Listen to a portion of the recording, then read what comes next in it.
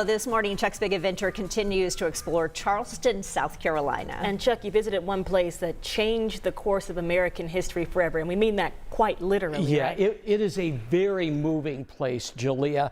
Fort Sumter is home to a pivotal moment in U.S. history, and it stands today as a reminder of what it took to become the United States.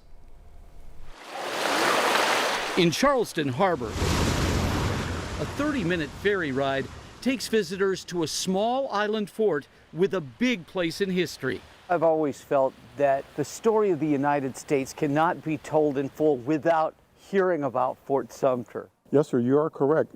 This is one of the defining moments in American history where the American Civil War begins. April 12, 1861, the first shots are fired. After a 34-hour bombardment from all sides, Sumter falls, and America's bloodiest war begins.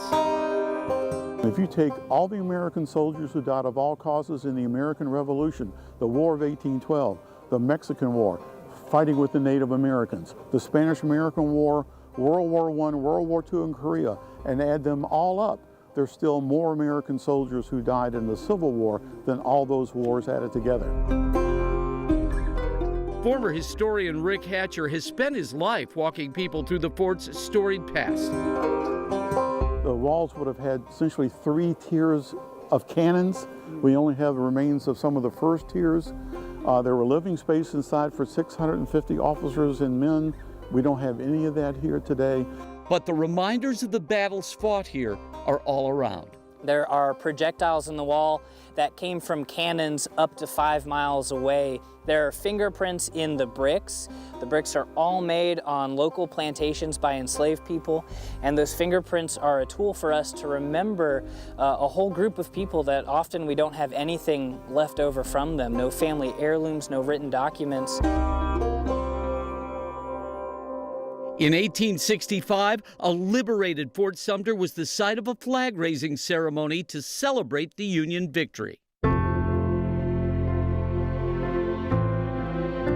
Today, park rangers, with the help of visitors, make sure the flag still flies high over this uniquely American place.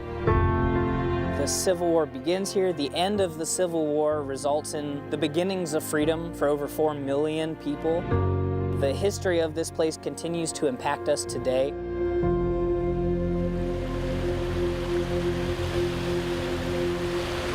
What a place. Yeah. And ladies, a trivia note that is more than just trivia.